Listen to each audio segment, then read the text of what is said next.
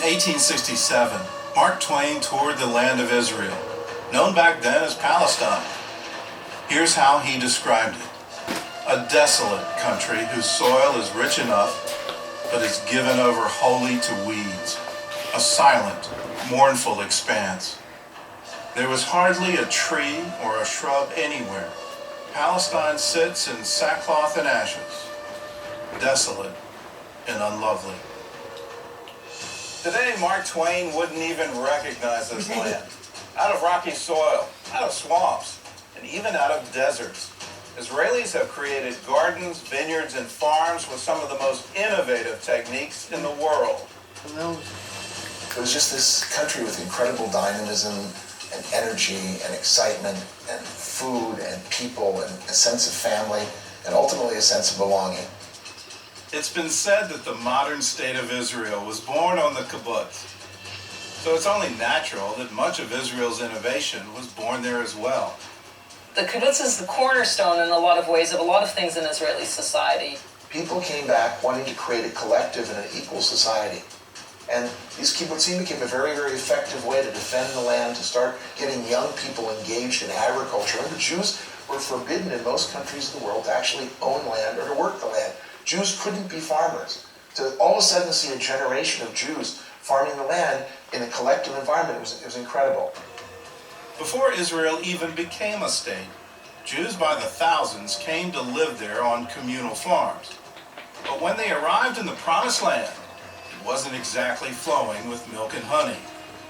The coastal plains were swampy, the Galilee and the Judean hills were rocky, and the southern half of the country was mostly desert. Since the people of Israel left our homeland 2,000 years ago, the area was mismanaged. So we want to preserve and rehabilitate this holy land. The early Jewish settlers faced a number of obstacles, from bad soil to Bedouin raiders, but they faced an even bigger enemy that threatened to destroy the Jewish state before it began. In the early decades of the 20th century, Israel was a breeding ground for mosquitoes carrying malaria. They overtook the coastal plains and the Jordan Valley, the only land available for Jews to buy since the local Arabs had decided it was uninhabitable. In 1920, more than a third of all Jewish residents of Palestine had malaria. So with no other choice, they went to work. They drained the swamps and sprayed the land, and changed the flow of water in irrigation canals to interrupt the mosquitoes' breeding. They were so successful that a commission from the League of Nations visited Palestine to learn what they did. Less than 20 years after Israel's statehood, the country was officially malaria-free. Once the threat of malaria was gone, Jewish settlers were free to focus on making the desert bloom. In the coastal plains, citrus groves replaced the swamps. And the Jordan Valley, once the center of the malaria epidemic, now became the country's breadbasket. The Negev desert blossomed with newly planted forests and vineyards. And the Arava, once the most arid part of Israel, became the site of a flourishing vegetable industry. All of this was accomplished in the first 20 years of Israel's statehood. In that time, they more than doubled their standard of living. And now they're using their experience to help other countries. In the 1970s, they created a new breed of cherry tomato that's disease resistant and has a longer shelf life. They also bred a new kind of potato that can be grown in hot, dry climates and irrigated by salt water. These vegetables are now being grown in dry countries like Jordan, Egypt, and Morocco. Israeli scientists not only found ways to grow more crops, they also found new ways to preserve them. Grain Pro cocoons provide an inexpensive way for farmers to keep their grain market fresh by keeping out water, air, and insects. The Israeli cocoons are being used in Africa, the Far East, and even Pakistan, a nation with no diplomatic ties to Israel. The kibbutz over time began to change. Israeli society began to change. became more capitalistic, became more focused on free enterprise and entrepreneurship and the individual taking responsibility for himself and therefore benefiting the overall society. There have been many very exciting companies that have been built in kibbutzim. One of those companies is now doing business around the world. If you went to the average Israeli 10, 12 years ago and said to them organic, they wouldn't have a clue what you were talking about. Here we've been doing organic farming for over 40 years. Kibbutz Sde Eliyahu was founded by German refugees in 1934, and many of their early members were survivors of the Holocaust. So the biggest problem that we had when we started the organic was, what do you do if you're not using chemicals? How do you get rid of the pests? Their answer was to fight bugs with more bugs. Every single thing in nature has a natural enemy. What eats or what attacks these pests that are attacking our crops? They started breeding different insects in the bomb shelter of the kibbutz. The idea was to breed predators to destroy the pests that ate their crops. The result was a new company called BioBee. We went to the Israeli farmers who said, "You want to buy some bugs?" I said, "What are you, crazy? We don't have enough bugs in the field. You want us to buy bugs?" Eventually, they won over farmers in Israel and in 32 other countries as well. In California, 60% of the strawberry fields are treated with products from BioBee. The company also found a way to deal with one of the region's most devastating insects, the Mediterranean fruit fly. We take the males of the species and we sterilize them. And then we release the sterile males into the environment. There's no future generation. And slowly, we lower the population without using harmful chemicals. They also solved another agricultural problem: how to pollinate greenhouse plants. The classic example we like to give is tomato plants. Tomato plants in nature, in the fields, are pollinated by the wind. In Israel, the majority of our tomatoes are not grown in the fields, they're grown in greenhouses. And in a greenhouse, in a climate-controlled environment, you don't have that wind, you don't have the natural pollination, we have to find other methods of pollination. Their solution was to breed bumblebees. They collect pollen for food. They have to go and work even in cold weather conditions. They don't have stores of honey in the hive, they have to go and work. We're saving the farmer money because instead of paying people, the bees are doing the work. And the bees, unlike people, they don't miss a single flower. So once the farmers started using the bees for pollination, the yield of the tomato crops increased by 25%. In Hebrew we say, Ma rabu ma'asech Elokim, how great and wonderful are your creations, God. And this really shows that every single thing has a reason. There's a purpose for everything, these tiny little things, and look how much good they do for us, for the world, for the farmers, for the environment. It's really, really amazing. Farmers at Sde Eliyahu not only targeted insects, they also found a creative way to get rid of rodents as well. What we used to do is basically used to take poison in a bottle, in a teaspoon, and somebody's job was to walk up and down the rows, and every time they saw a mouse hole, to take a teaspoon of poison and throw it down the hole. Now, obviously that's not ecologically friendly. On top of that, if it rains or if we irrigate our fields, all that poison is going in the ground. So we said, what is a natural solution to rodents? And the natural solution that we found is the barn owl. Barn owl is an amazing raptor. 2 owls can capture an average of 2,000 to 5,000 mice a year. Okay, that's a lot of rodents. There was just one problem with the owls. They fly away. And one of the places they would fly to is Jordan, which is very close by. In Jordan, they were shooting them. In Arab folklore, the barn owl is a harbinger of death. And they're very superstitious about barn owls. So they see a barn owl, they shoot it. So very simply, we went to Jordan, and we invited the Jordanian farmers to come to Sde Eliyahu to see what we were doing here. This was over 20 years ago. And today we have over 2,600 nesting boxes across the country. The numbers keep growing. But also it's become a wonderful program of regional cooperation, also with Jordan, also with the Palestinian Authority. This has been amazing success story. We tell the people it's not the dove bringing peace anymore to the Middle East, it's the barn owl. We're a light unto the nations, we're supposed to be anyway. If we want to really save the environment, if we really want to help the world, then we can't keep these things to ourselves. We have to share these things. We have to share this knowledge. And I think by helping others, we're helping ourselves as well.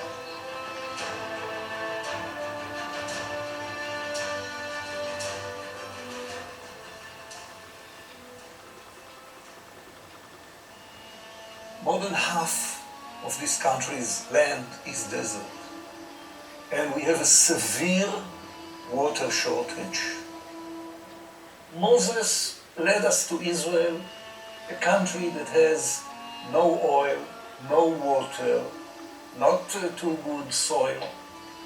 And we had to make the best out of it. Thousands of years ago, Moses had to strike a rock to get water in the desert. Well, today Israelis are taking a slightly different approach, using technology and creativity. In Israel, the main sources of drinking water are the Sea of Galilee and 2 underground aquifers. If rainfall is short, so is the nation's water supply. In 1953, Israel started building the National Water Carrier, a system of pipelines, canals, and reservoirs that carry water from the Sea of Galilee to the rest of Israel. So we didn't have water? Okay, we developed water technology. One of the things that Israel has excelled in is taking what some people would see as risk factors or as curses and turning them into blessings. From the time of Bilam, Jewish people have always been able to somehow turn the curse into a blessing. The pipelines were a good start, but Israel's fresh water supply wasn't enough to support a growing country. So Israelis started looking west to the Mediterranean.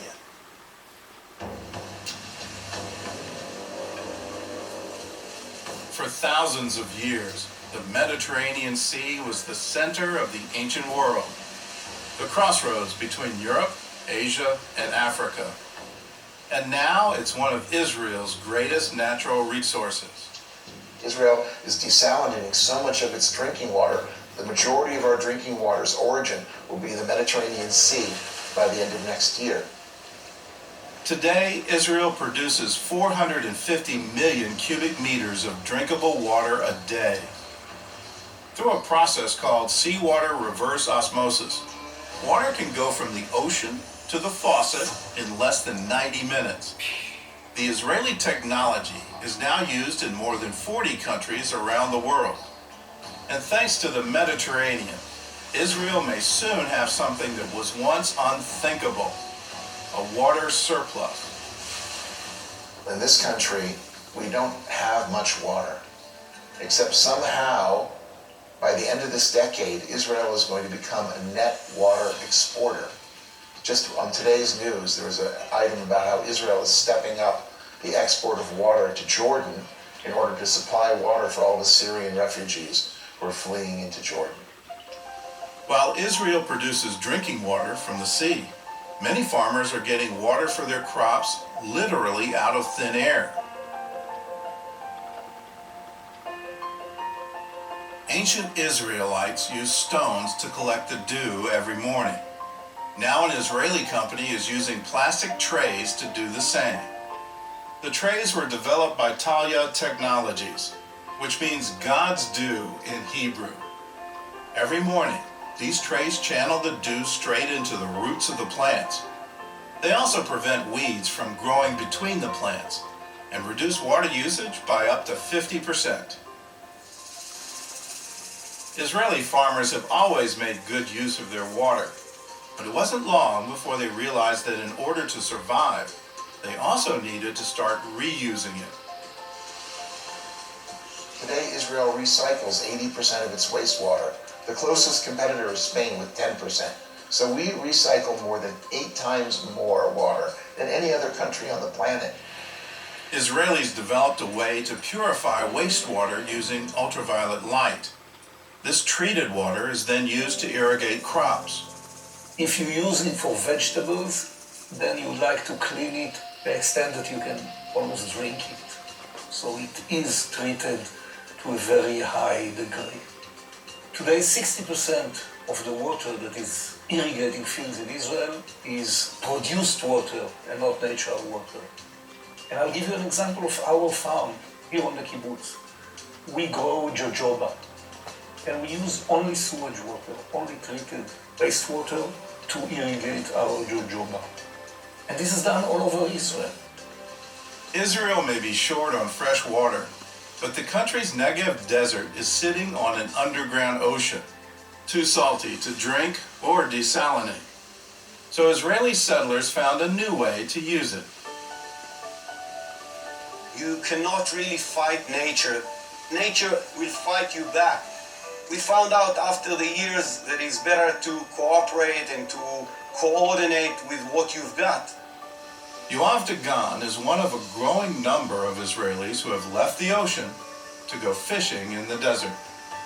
They build fish farms using the warm, salty water from underground. It's ideal for raising saltwater fish like tilapia, sea bass, and barramundi. The place here is working without chemicals, without anything. It's very healthy, it's friendly for the environment, and it's good for us in a matter of the pocket. We are making good money, and this is the bottom line. At this kibbutz in the Negev desert, even the fish waste is put to use.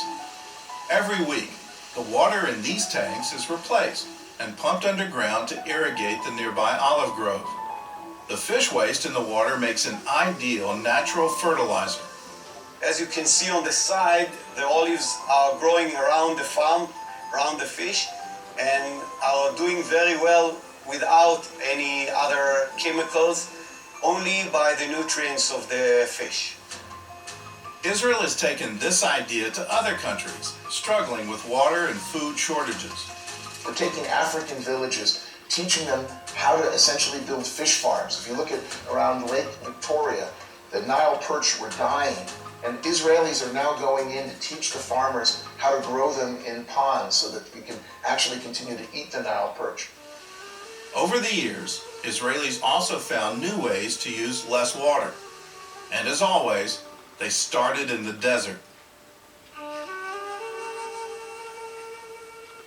There's the story of the Arava. Sometimes as 20 millimeters of rain annual fall, very harsh climate, and still, thanks to drip irrigation, this became the vegetable barn of Israel. 65% of vegetable export out of Israel, mainly to Europe, is coming from the Arava. Today, even the driest parts of the desert are blooming, with help from a process called drip irrigation. The idea is older than the state of Israel itself. When the first settlers came here, young people came from the city and they wanted to be farmers. And they came to Kibbutz Hatzerim and they faced many challenges. Arid land, high salinity, not enough water. And there was even a time when they considered moving to another place. But then Ben Gurion came, who was a leader with a real vision, and he said, guys, if you want to move, it's okay, but further south, not back to the north. And we stayed here and we continued and we did some experiment, but still we were struggling. Then we met the guy who invented drip irrigation. That guy was an engineer named Simcha Blas. He got the idea for drip irrigation after seeing a tree that was larger than the others around it. After digging around the roots, he found it was being watered by a leak in an underground pipe. So this gave him the idea, but it took him some years, actually until plastic was introduced, to start and make experiments with drippers that will emit water in small drops. And this is basically drip irrigation. Blas met the farmers of Kibbutz Hatzerim, and together they started a company called Netafim, which means drops of water in Hebrew. Soon they boosted their crop yield by 50% and used 40% less water to do it. Drip irrigation saves a lot of water, producing more, getting more, yet not harming the environment. For almost half a century, the company has lived up to its slogan, grow more with less, not just in Israel, but in 110 countries around the world, from sugarcane fields in the Philippines to tea plantations in Tanzania. You know, India is now our #1 country. The results, looking at the yield increase, were amazing. 50% of the farmers got an increase in yield between 25 and 50%. Another 25% of the farmers got an increase in yield of up to 75%. Netafim even designed a system that works solely on gravity for places like Peru, where remote mountain farmers don't have electricity. The plant doesn't know the difference. The plant doesn't know that you don't have a $20,000 computer behind the dripper. And it works beautifully. Everyone is talking about water scarcity.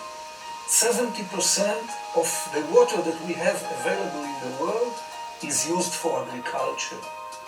Now, if we save only 15% in agriculture, we can more than double the available water for drinking and sanitation.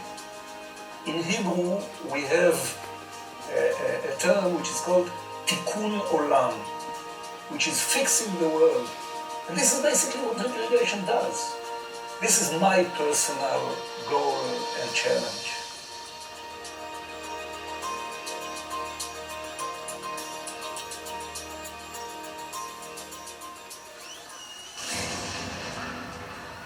On April 15, 2013, 2 bombs exploded during the Boston Marathon, killing 3 people and injuring 264 others.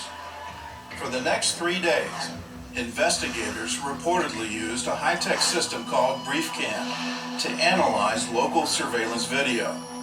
Hours of video are condensed into minutes, and experts can zoom in on suspicious actions, like a backpack being left behind. BriefCam's video synopsis was instrumental in identifying the 2 bombers, and the technology was made in Israel.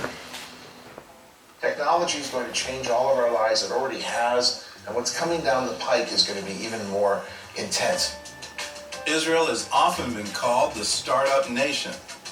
And while Jerusalem may be the spiritual heart of the country, Tel Aviv is the center of its startup success. Just a century ago, this thriving city was little more than a series of sand dunes. Today, it's been voted the second best high-tech center in the world, just after Silicon Valley. Israel was recently ranked the 4th most innovative nation in the world, from the iPhone to the PlayStation. Many of the ideas behind your favorite gadgets came from inventors right here in Israel. Flip-top cell phones, keyboards for smartphones, Intel Pentium chips, the ability to print straight from your computer, the flash drive, the chip in the iPad, the OS that runs the Amazon Kindle, the chip that controls the Sony PlayStation, and the 3D sensor in the Xbox Kinect. Every year, American companies are shelling out more and more shekels to buy small Israeli startups. The latest example is Waze, an Israeli smartphone app that gives live traffic reports based on your location. It warns users about traffic jams, accidents, and even sitting police cars. In 2011, Waze made headlines by helping drivers navigate the LA traffic jam known as Carmageddon. 2 years later, Google bought the program for just under $1 billion, making it the most expensive app in history. I think the key challenge for Israeli companies now is to go from startup nation to scale-up nation. We need to build bigger companies, not just sell them early to American multinationals, but to actually get them bigger, to get them into the sales process, and to create more jobs both here and in America and around the world. So what gives Israel its technological edge? We asked some of the country's most prominent business leaders, and the answer is, there's no single answer. Chutzpah is perhaps the most definitive Jewish word. Very, very hard to translate. Gall, unrelenting daring, this ability to try to do something which nobody else has done before, to say something which is a little bit out of place, to be in someone's face. That chutzpah is what allows us to actually break the boundaries and to break the rules and to go out of our comfort zone in order to create new things. There's a joke about what is the Jewish answer? It's a question, right? In other words, Jews will answer a question with a question. That culture of challenging and debating and arguing, it's everywhere in Israel. Arguing is healthy because you get to better answers, you get to better results. And I think that is a key cultural attribute in Israel's economic success story and its economic miracle. Our roots, our education, maybe even that it's coming from the Talmud, is always being skeptical and asking questions. And I believe this tradition, this culture, it's a part of our DNA. Whether you call it the Socratic method or the Talmudic method, you choose it. That's a big part of how we learn and how we teach our kids. If you were looking for a single group to basically make your ideal pool of entrepreneurs, you couldn't look for a better group than immigrants. Immigrants make great entrepreneurs because they already did it in their own lives. They were the CEO of MyLife.com. They took risk, they moved to a foreign country, they had to handle legal and facilities and HR to get jobs and banking and marketing, and they basically had to scale up. Innovation has a direct correlation to diversity. If you all think alike, you all act alike, I'm sorry, it's not going to be a particularly creative place. In Jewish life, parents always advocated to the kid that he has to learn and also that he has to venture if he wants to succeed. I always say that the secret source of the Israeli high-tech is the Jewish mother who asked her son at the age of 7, after all what we have done for you, asking you for one Nobel Prize, is it really too much? Yossi Vardi is known as the godfather of Israel's high-tech industry.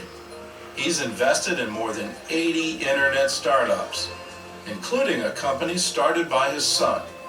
Came with 3 of his friends. I gave them the money. I didn't have much of an idea what they are going to do. But still, I gave them the money. They created this unbelievable product, and the rest is history, as they say.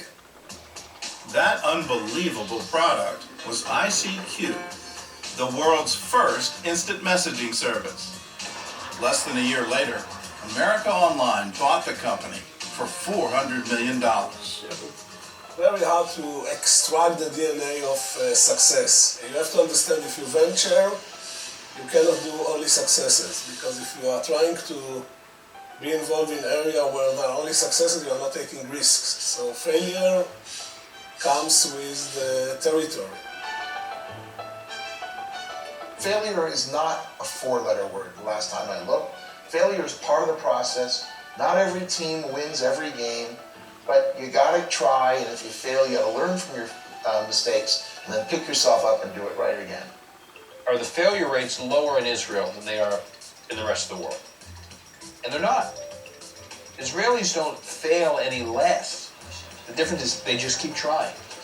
People don't understand, for example, if you're presented the choice of investing in 2 entrepreneurs, one who's actually never tried it before, one who's tried and failed. Always take the guy who's tried and failed. Your statistical odds of getting a return on your investment are far better with that person. If you're looking for the next generation of high-tech success stories in Israel, you won't find them in business school. In most job interviews here, the big question isn't where you went to college, but where you served in the military.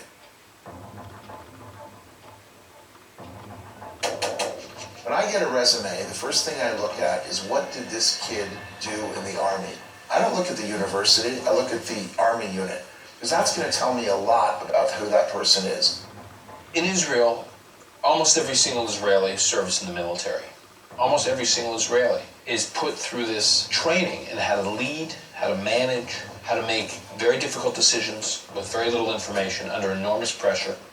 And these skills hardwire young people for being entrepreneurs and launching and running or helping to run startups.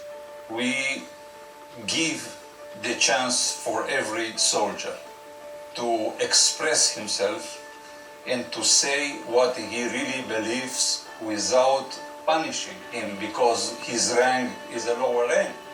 So I have to tell you that sometimes listening to these officers, they raise a lot of stupid ideas in my point of view. 40, 50, 60%. But 20, 30, 40% are wonderful ideas. Once they're out of the Army, soldiers take the same skills they've learned tracking terrorists and use them to make life safer for civilians. Israelis have developed everything from bomb-sniffing mice to software that prevents identity theft, to a scanner that lets you keep your shoes on during security checks at the airport. Many Israeli IT companies are founded by alumni of an elite military intelligence unit known as 8200, a highly secretive group that specializes in cyber warfare. Unit 8200 is believed to be the brains behind the Stuxnet virus that targeted Iran's nuclear facilities. In my company, in the R&D team, 80% of the engineers are coming from Unit 8200. Major General Aharon Farkash was the commander of Unit 8200 for 4 years. And when he retired from the Army, he used that experience to help design a security system known as SafeRise, a virtual doorman that uses both voice and facial recognition to protect offices and apartment buildings. Israelis are proud to say that many of their high-tech ideas come from their experience in the Army, an idea some say could also benefit American companies. American businesses have a lot to learn with how Israel has integrated their military people when they're coming out of the military into the economy. It's really got to be part, I think, of everybody's culture. And certainly the heroes who are coming back in America from Iraq and from Afghanistan, they need to be the first guys to get the jobs because they've actually taken leadership and led, and they're the kind of people who you want to hire.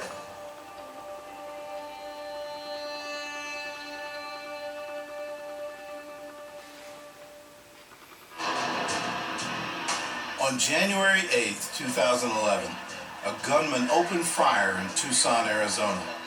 His target was Congresswoman Gabrielle Giffords, who was shot in the head at point-blank range. To stop the bleeding, EMTs used a special bandage that puts pressure on wounds and prevents infection. First responders said the bandage saved Giffords' life, and it's one of many medical breakthroughs that got its start in Israel. Israel has one of the highest life expectancies in the world. Actually, our life expectancy here is about 4 years longer than the US. So if anyone wants to come move to Israel, on average, you're going to add 4 years to your life. From fighting cancer to giving sight to the blind to making the lame walk again, Israel is leading the world in medical innovation. Every day, millions of Americans use some kind of medical treatment that came from Israel. From Sambucol, a cold and flu medicine made from elderberries, to amniocentesis, used to detect prenatal abnormalities. There's a wireless laser that will someday replace the dentist drill. And the pill can, a tiny camera in a capsule. It takes pictures from inside your colon, eliminating the need for a colonoscopy. Millions and millions and millions of these procedures are done every year. What if you could make them painless, pain-free, and non-invasive, and take a lot of the risk out of that procedure? That's a classic Israeli solution to a problem. In the field of medicine, finding a cure for cancer is one of the biggest goals. And although a full cure is still in the future, Israeli scientists are making huge advances.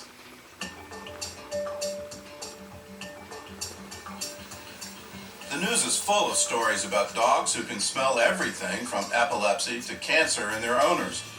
So one scientist took that idea and refined it. If the dogs can smell cancer, we for sure can do it in a little bit more sophisticated way.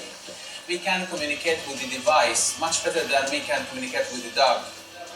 Hossam Haik developed an early warning system for cancer. The nano-artificial nose can detect tumors before they're even visible on x-rays, just by analyzing a patient's breath. The device can give the results within 5 minutes to 1 hour more or less. Many diagnostic tools require to swallow a radioactive or active material in order to make the diagnosis possible.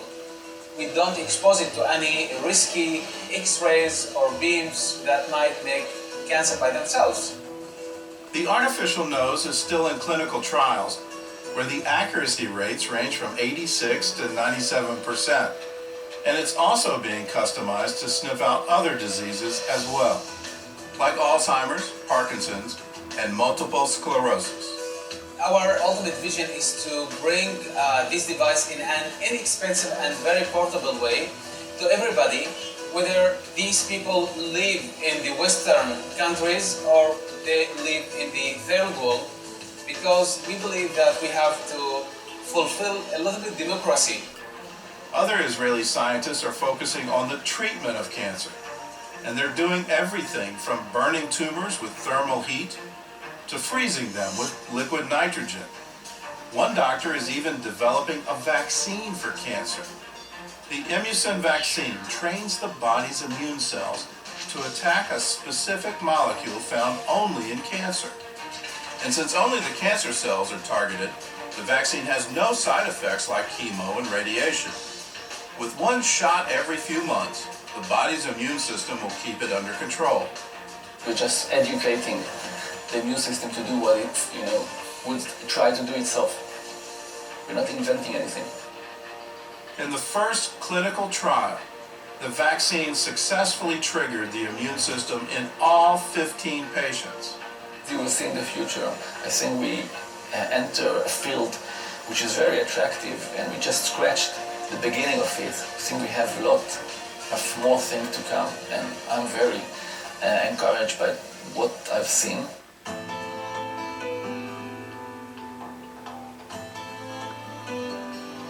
In 1829, the introduction of Braille revolutionized the way blind people read and write. Today, Israeli inventors are taking that revolution a step further. For people with limited sight, there's a new device called the Orcam. It's a pocket-sized computer linked to a small camera that clips onto your glasses. The camera sees what you see, and when you point your finger at something, the Orcam will read it for you. Everything from menus to street signs. And for those with total vision loss, there's Project Red, the first ever smartphone for the blind. With the tap of a finger, users can make phone calls, send texts, and even surf the web. While these inventions are giving blind people more independence, another one is actually restoring their sight. A company called NanoRetina is focusing on people who have lost their sight from macular degeneration. They've created the Bionic Eye, an implant that provides users with grayscale vision, a big improvement over total blindness. Necessity is mother of all inventions. And Israelis sometimes tend to think outside of the box. And if there is an obstacle, we do not hit our forehead at the obstacle, but we go around it. We found a solution. One of those solutions is giving new life to people who were told they would never walk again. I couldn't understand why wheelchairs are the only solution for paralyzed person. In 1997, Amit Gopher was paralyzed in a car accident, and since then, he's been on a mission to put the wheelchair out of business. So he designed something called the ReWalk, a brace that uses motors to help paraplegics walk and even drive a car. Ironically, Gopher couldn't use his own invention, since he's a quadriplegic and the device requires the use of the arms. But he soon found a veteran who was more than willing to try it. כשהרופא אמר לי את זה, כאילו שאמר לי שספר When the doctor told me that I'm lucky to be alive, יש לי מזל שאני מאוד but my injury would leave me paralyzed, לא יכלו, הפגש שלי everything became dark. Radi Kayof is a former Israeli paratrooper who was injured in South Lebanon. אני בזמן הטיפולים שלי In one of the rehabilitation centers in central Israel, I met Amit Gofer. גופר שסיפר He told me that he had developed a device that helps paraplegic in my condition to walk. אבל I didn't believe I'd be able to stand up. זה וזה After I tried it and the device made me stand up, I was amazed. בת 3 והיא אומרת לי My daughter was 3 years old back then. She looked at me and said, "Dad, you are tall." That made my day. The bottom line is seeing the families, it is very exciting. If they see their beloved one stand, then you want to cry. This is the first time I was really excited. Radi started using the Rewalk 6 years ago, and since then, the device has gone global. In 2012, a young woman named Claire Lomas used the Rewalk in the London Marathon. She walked the 26 miles in 17 days, earning her the nickname Bionic Woman. It's a moment I'm going to treasure for the rest of my life.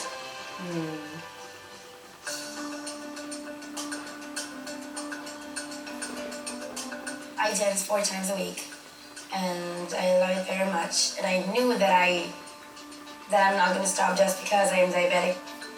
Shai Barshira is a dancer, a student, and a type 1 diabetic.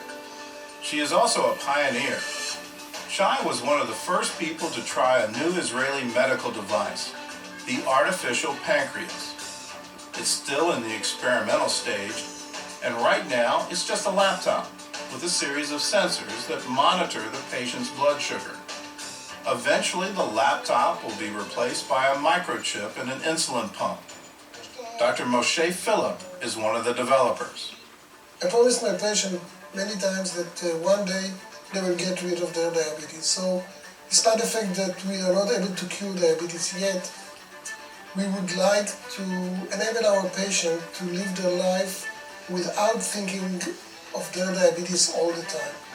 You have to understand type 1 diabetes, especially during childhood, is something that keeps you busy the entire day. It's there all the time. Dr. Philip oversaw clinical trials for children in Israel, Slovenia, and Germany. But Shai was the first one to use the device at home without medical supervision. Each time that my levels drop, it gives me a very, very strong alarm. It tells me that I have to eat right away. And if my levels go very high, it fixes my levels. It calculates itself how much insulin I should take, and it gives an automatic order to my pump to give me that insulin. And I'm all balanced, even more balanced than I was when I went to sleep. And that's amazing. I think we are going to change the life of our patients. And this is the entire idea. To bring back the spontaneity to the life of our patient, to free them from being busy with thinking about how to control their blood glucose level all the time, and especially during the night.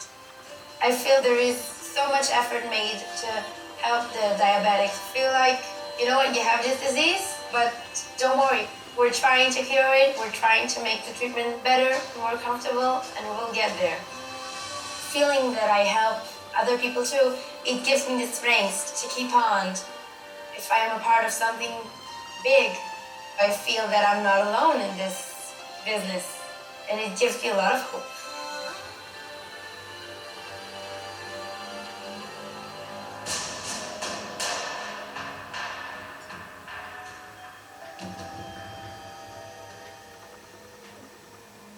To many people, Israel is a place of Bible stories and ancient ruins. In hundreds of archaeological digs like this one, Israelis are carefully preserving their past, but they're also keeping an eye on the future. And not just their future, the future of the world. One of the Jewish commandments is tikkun olam, which means, translation to English, is to repair the world under God, to make the world a better place. I see a direct correlation between our belief in tikkun olam and this incredible explosion of activity and innovation in Startup Nation. Today the world is focused on saving the environment, but Israelis were green long before it was popular, about a century before. It's part of the Zionism dream to create a green land, a green country, and actually with time, with experience and research, we have studied how to do it. The prophet Isaiah wrote about a time when the desert would rejoice and blossom as a rose. To Israelis, that's more than an ancient prophecy. It's a commandment. Israel is a tiny state. Look at a map of our region. We use always to joke, there's not even enough place on the map to write the name of Israel. So we had to conserve it, to keep it, to maintain it. This is what we have. To the early settlers in Israel, going green meant planting trees, and they started in the Negev desert, a place that gets only 1 to 7 inches of rain a year. In the 1940s, Jerusalem was still under Arab control, and Israel's first prime minister, David Ben-Gurion, believed that the Negev was the future of Israel. So he ordered the creation of a man-made forest there. But his team of scientists said it couldn't be done. Ben-Gurion's response? No problem. We'll get new scientists. The prime minister got his new scientists, and the Negev desert began to blossom. Today, the Yatir forest has more than 4 million trees, including carob, pine, olive, and fig. Israel is amongst the fewest countries in the world that at the end of the 20th century, there are much more trees than were at the beginning of this century. Till now, we have planted over 240 million trees, which is a nice number to this small country. In the center of the forest is a vineyard, planted on the ruins of another one that existed here 2,000 years ago. Scientists researched the best plants to grow in the Negev, and one of their sources was the Bible. There are plenty of archaeological ruins everywhere. Water cisterns, dams, terraces, everywhere. And we have started with the reconstruction of some of these ancient farms. We have planted biblical trees, and the trees are surviving without additional irrigation by collecting runoff water, the same systems that our forefathers did 2,000 years ago. The trees not only produce fruit, they also clean the environment by absorbing carbon dioxide. Studies show that planting similar forest on just 12% of the world's arid land would reduce carbon in the atmosphere by a gigaton a year. That's equal to the carbon output of 1,000 coal plants. Today, scientists from around the world come to Israel to study the Yatir forest. We like to serve. We are proud to serve all our achievements to other countries. And of course, we want to share our knowledge and study from other countries' experience. Israelis are not only working to protect the environment, they're also looking for new ways to keep the country running without oil. Israel itself is a beautiful country, a country definitely worth visiting with tremendous, lush, interesting areas, but we don't have the traditional gold mines and massive oil and diamonds. We basically have a country of human resources rather than natural resources. So we very much value what little we have. Israel may be short on oil, but it does have one natural resource that's virtually unlimited. Israel's greatest natural resource, sun. We do have a lot of sun here. It's a hot place, so we produce solar energy. For much of the year, the sun beats down on a land that's mostly desert. But what some might see as a liability, Israel has turned into an advantage. Israelis have been using rooftop solar panels since the 1950s, when they were still unheard of in the rest of the world. 90% of Israeli homes have a solar water heater. There's nowhere else in the world that has that kind of thing. In 2011, Israel's first commercial solar field was completed in the southern Arava Valley. The company, Arava Power, now has 9 other fields under construction and plans for 40 more energy projects in Israel over the next 3 years. Their goal is to supply 1/10 of Israel's power. The company's founders are now building solar fields in several third world countries like Haiti, Ecuador, and Rwanda. The solar field in Rwanda should be up and running by the end of 2013 and will provide 8% of Rwanda's energy. Israel has been a leader in clean technology from the beginning. Part of it also is that our neighbors have had a lot of oil and have sort of corrupted the world economic system and the world political system and used it unfairly to impose, I think, sometimes harmful ideologies. And therefore, if Israel can fight the world dependence on oil, what would be a better thing than that? In 2005, an Israeli software developer named Shai Agassi heard a similar question at a conference. We were asked, how are you going to make the world a better place? Agassi's answer, take a single country off oil, then the rest of the world will follow. The first step was to assemble a fleet of cars that could run without oil.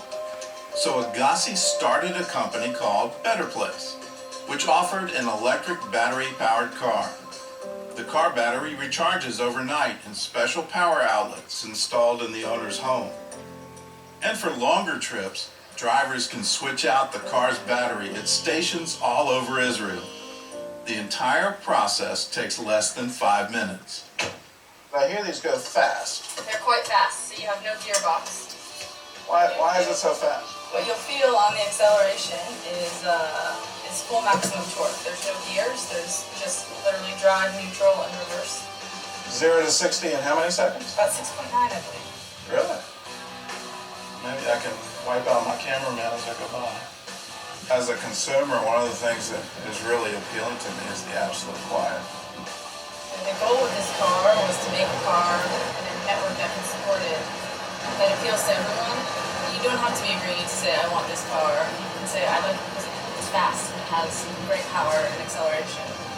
And I can fit my entire family in it. That was fun. Unfortunately, public demand for electric cars hasn't caught up with the vision of Better Place.